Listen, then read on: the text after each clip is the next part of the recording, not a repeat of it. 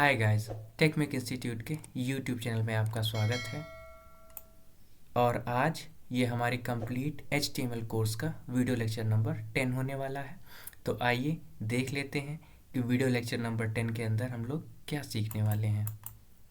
इस वीडियो में हम लोग सीखेंगे DL tag, DT tag, DD tag के बारे में, abbreviation tag, DFN tag, ruby tag, meter tag, progress tag और डायलॉग टैग के बारे में। तो चलिए शुरू करते हैं।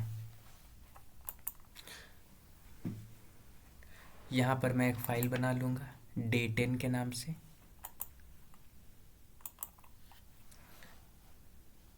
day10 टेक्स्ट डॉक्यूमेंट मैंने बना लिया है और मैंने इसको किया ओपन। यहाँ पर मैंने जस्ट सिंपल HTML का कोड डाल दिया है। इसके बाद हम लोग जस्ट बॉडी से स्टार्ट कर सकते हैं। इसके बाद यहाँ पर हम लोग DL, DT और DD टैग को सीखने वाले हैं। DL, DT और DD टैग जो हैं वो आपस में कंबाइन मिल करके लिस्ट बनाने के लिए यूज़ होते हैं। जैसे कि मुझे अगर लिस्ट चाहिए फ्रूट्स नाम की, और फ्रूट्स में कई सारे फ्रूट्स आ सकते हैं, जैसे एप्पल हो सकता है और गुआवा हो सकता है, बनाना हो सकता है।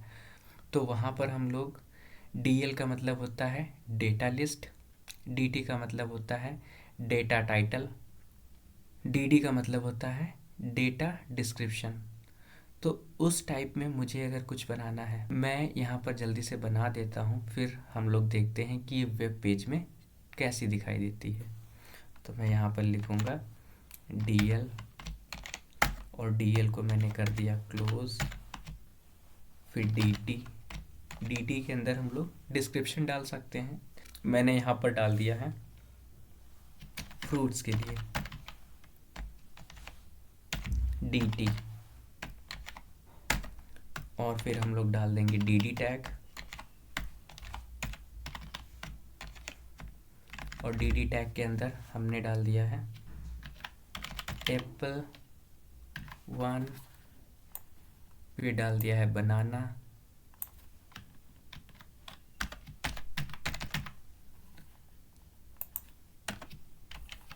गुआवा,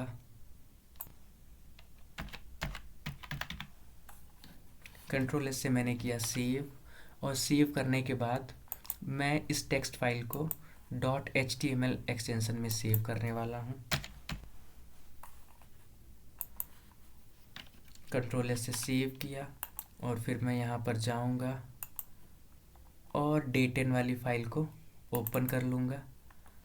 फ्रूट्स नाम का डेटा का टाइटल बन चुका है और डेटा के जो डिस्क्रिप्शन में है मैंने दे दिया है कि एप्पल और बनाना 1 और गुआवा 1, इस टाइप से हम लोग लिस्ट बना सकते हैं। अगर मुझे एक दूसरी लिस्ट बनानी है तो मैं वो भी बना सकता हूँ। मैं इसको यहाँ से कॉपी पेस्ट भी कर सकता हूँ, यहीं से ऐसे कंट्रोल C, कंट्रोल V, और मैं यहाँ पर डाल दूँगा एप्पल 2, बनाना 2, गुआवा 2। कंट्रोल एस से सेव किया मैंने, पेज को रीलोड किया तो यहाँ पर देख लेंगे फ्रूट्स ये आ चुका है इस तरीके से, और ये फ्रूट्स यहाँ पर आ चुका है। हम इसका नाम चेंज कर सकते थे, उसमें कोई दिक्कत नहीं है। इसके बाद हम लोग DFN टैग और एब्रीवेशन टैग के बारे में जानने वाले हैं। जैसे कि मान लिया वेब पेज पर मुझे कोई भी टेक्स्ट है, कोई भी वैल्यू है, उसके बारे में एडिशनल इन्फॉर्मेशन देनी है, उसके बारे में कोई टेक्स्ट दिखाना है, वहाँ पर हम लोग यूज़ कर सकते हैं एब्रीवेशन टैग का और DFN टैग का। और DFN टैग का यूज़ हम लोग स्टार्टिंग में करते हैं, और जो एब्रीवेशन टैग, इसका यूज़ हम लोग टेक्स्ट के बीच में करते हैं, टेक्स्ट के बीच में, पैराग्राफ के बीच में, वहाँ पर किया जाता है। तो चलिए इसको देख लेते हैं। इन दोनों का काम सेम ही होता है और ये सेम तरीके से लिखे भी जाते हैं। तो मैं सबसे पहले यहाँ पर लिख देता हूँ और मैं यहाँ पर आपको प्रैक्टिकल करके दिखाने वाला हूँ। तो मैंने यहाँ पर डाल दिया है DFN टैग,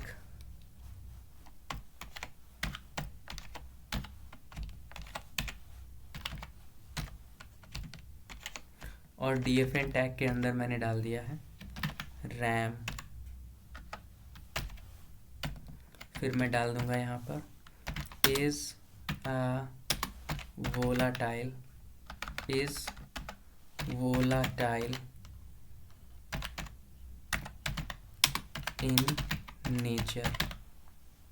मान लिया कि मुझे वेब पेज पर रैम के बारे में इसका फुल फॉर्म बताना है, तो यहाँ पर इस फुल फॉर्म को बताने के लिए हम लोग एक DFN टैग का टाइटल एट्रीब्यूट यूज़ कर लेंगे। टाइटल इक्वल्स टू द, और हम बता सकते हैं रैम का मतलब है रैंडम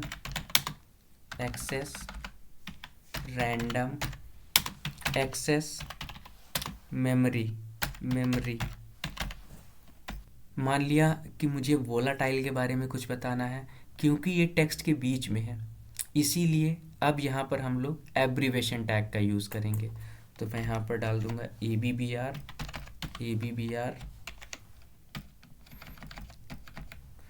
और ABBR को मैंने कर दिया है क्लोज।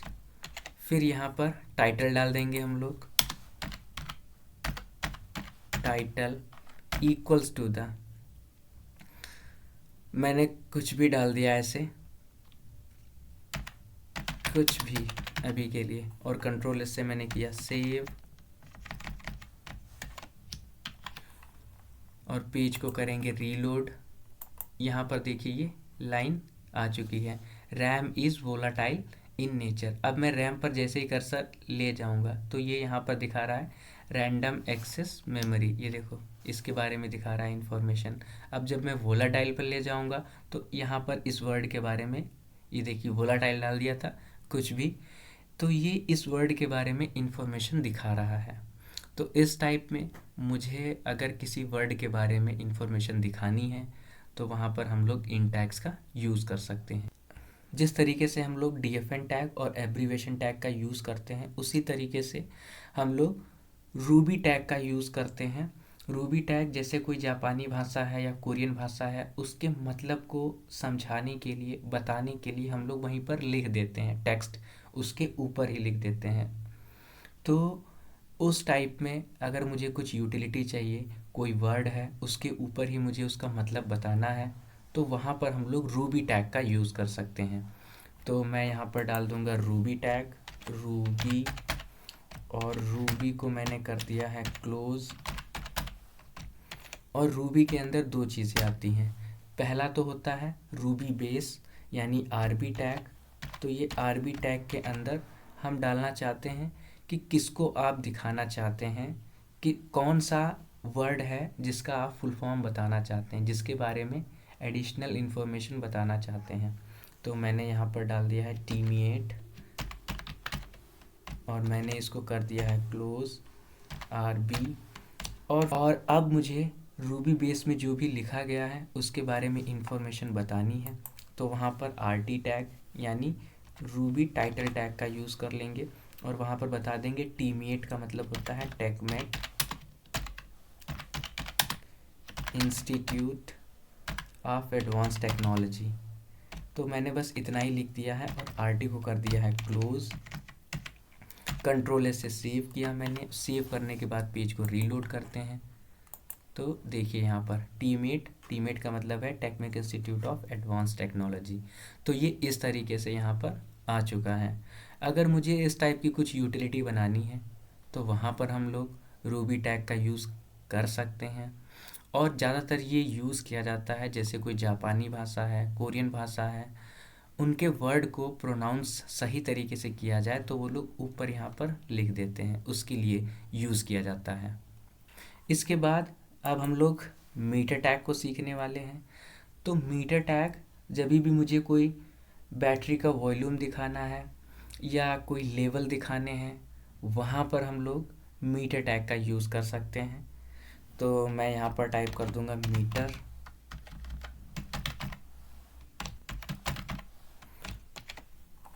और मैंने कंट्रोल से सेव किया और पेज को रीलोड करेंगे यहाँ पर। तो ये देखिए मीटर बन के आ चुका है यहाँ पर। और यहाँ पर जो इसकी वैल्यू होती है, अगर मैं कर दूंगा वैल्यू इक्वल्स टू द 1, इसका attribute value equals to the 1 मैं यूज़ करता हूँ। कंट्रोल से सेव किया मैंने, पेज को रीलोड करेंगे तो ये देखिए ये पूरा भर चुका है। तो इसकी जो इनिशियल वैल्यू होती है वो 0 होती है। अगर मुझे इसको फिल करना है तो ये वैल्यू इक्वल्स टू द 1 डालने पर ये 100% हो जाता है। ओके, अगर मैं यहाँ पर कर देता हूँ 0.5 और कंट्रोल से सेव किया तो ये यहाँ पर मीटर आधा भर जाएगा। तो इसको हम लोग कस्टमाइज भी कर सकते हैं, जैसे कि मैं यहाँ पर इसके लिए बता सकता हूँ कि मिनिमम वैल्यू इसकी होनी चाहिए, मिनिमम स्टार्ट हो 0 से और जो इसका मैक्स वैल्यू जाए वो 100 तक जानी चाहिए। तो मैंने वैल्यू इक्वल्स टू द 20 डाल दिया है। कंट्रोल से सेव किया, पेज को रीलोड किया तो ये देखिए 20 यहाँ तक आएगा। अगर मैं यहाँ पर डाल देता हूँ 70 तो ये 70 0 से लेकर 100 के बीच में कहाँ पर आएगा वो मुझे बताएगा, यहाँ पर उसके लेवल के अकॉर्डिंग बता रहा है। हम लोगों ने मिन मैक्स वैल्यू को सेट कर दिया है, उसी तरीके से हम लोग लो और हाई वैल्यू को भी सेट कर सकते हैं। अब ये क्या होता है लो, जैसे हमारी जब बैटरी लो होती है फ़ोन की तो वहाँ पर जैसे ही 10% से नीचे जाता है या फिर 20% से नीचे जाता है तो वो रेड कलर में हो जाता है, दूसरे कलर में बैटरी वो शो होने लगती है। तो उस टाइप में मुझे कुछ यूटिलिटी बनानी होती है, तो वहाँ पर हम लोग दो और एट्रीब्यूट लो और हाई का यूज़ कर सकते हैं। यानी जैसे ही बैटरी की वैल्यू लो जाती है या जैसे ही वैल्यू हाई से ऊपर जाती है तो वो उसको दूसरे कलर में शो करना चाहिए। जैसे मैंने यहाँ पर डाल दिया है, लो की वैल्यू डाल दी है मैंने 20 और हाई की वैल्यू डाल दी है 80। यानी अगर 20 से कम होती है वैल्यू तो ये दूसरे कलर में शो होगा, और हाई का मतलब है कि अगर 80 से ज़्यादा होती है वैल्यू यहाँ पर तो वो दूसरे कलर में शो होना चाहिए। तो मैंने जैसे यहाँ पर डाल दिया है 81 डाल दिया है। तो कंट्रोल से सेव करेंगे हम लोग और इसको पेज को रीलोड किया तो ये देखिए पीले कलर में हो गया है। इसकी जो नॉर्मल रेंज है वो 20 से 80 के बीच में है, और जैसे ही हमारा ये 20 से कम होगा, जैसे मैंने यहाँ पर डाल दिया है 11, अभी भी कंट्रोल से सेव करने के बाद पेज को रीलोड करने के बाद में ये पीले कलर में होगा। लेकिन इस पर जो नॉर्मल रेंज है अगर वो डालते हैं, जैसे मैंने 21 डाल दिया है तो 20 से 80 तक ये मुझे नॉर्मल रेंज दिखाएगा और ये कहेगा कि ठीक है, ग्रीन सिग्नल ओके है और कोई दिक्कत नहीं है। तो इस टाइप में मुझे कुछ यूटिलिटी बनानी है तो मीटर टैग का यूज़ करके हम लोग बना सकते हैं। जिस तरीके से हमारे पास मीटर टैग होता है उसी तरीके से हमारे पास प्रोग्रेस टैग होता है। जैसे मान लिया मुझे कोई प्रोग्रेस दिखानी है, कोई डाउनलोडिंग दिखानी है, तो उसके लिए हम लोग प्रोग्रेस टैग का यूज़ कर सकते हैं। तो मैं यहाँ पर आऊँगा और मैं टाइप करूँगा प्रोग्रेस, और प्रोग्रेस को कर दिया है मैंने क्लोज, और प्रोग्रेस में मैं डाल दूंगा वैल्यू इक्वल्स टू द 21, 29, और इसमें हम लोग दो एट्रीब्यूट डाल सकते हैं, वैल्यू और मैक्स। मैक्स मैं बता दूंगा 100, ये 100 तक जाएगा। कंट्रोल इससे मैंने सेव किया और पेज को रीलोड करेंगे जा कर के तो यहाँ पर देखेंगे, ये देखिए यहाँ पर आज मैक्स वैल्यू इसकी 100 तक जाएगी, और जो इसकी इनिशियल वैल्यू मैंने डाल दी है 20, अगर मैं इसको बढ़ा देता हूँ 60 कर देता हूँ, कंट्रोल से सेव किया मैंने और रीलोड करेंगे पेज को तो ये आगे बढ़ चुकी है लाइन। ओके, इसके बाद अब हम लोग डायलॉग टैग के बारे में देखेंगे कि डायलॉग टैग में हम वो चीज़ डाल सकते हैं, जैसे कि मान लिया कि किसी के बटन के क्लिक होने पर हम चाहते हैं कि एक डायलॉग बॉक्स हमारे पास ओपन हो, तो उस टाइप की यूटिलिटी हम बनाने के लिए डायलॉग टैग का यूज़ करते हैं। तो मैं यहाँ पर डाल दूँगा डायलॉग DAILOG,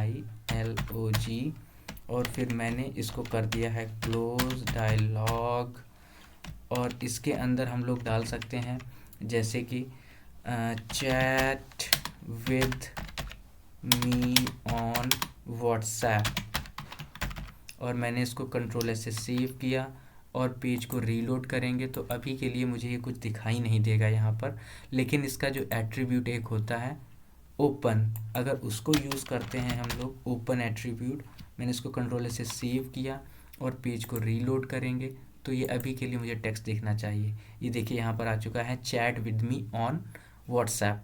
तो अगर हम यहाँ पर जावास्क्रिप्ट का यूज़ करें तो हम एक बटन बना सकते हैं और उसके क्लिक होने पर ये ओपन होगा और उसके दोबारा क्लिक होने पर ये बंद हो जाएगा। तो उस टाइप से अगर मुझे कुछ यूटिलिटी बनानी है अपने वेब पेज पर, तब वहाँ पर हम लोग डायलॉग टैग का यूज़ करते हैं। आज के वीडियो में हम लोगों ने काफ़ी कुछ नया सीखा और नए टैग्स के बारे में जाना। तो अगर वीडियो आपको पसंद आई हो तो प्लीज़ वीडियो को लाइक कीजिए, चैनल को सब्सक्राइब कीजिए। थैंक यू गाइस, मिलते हैं अगले वीडियो में।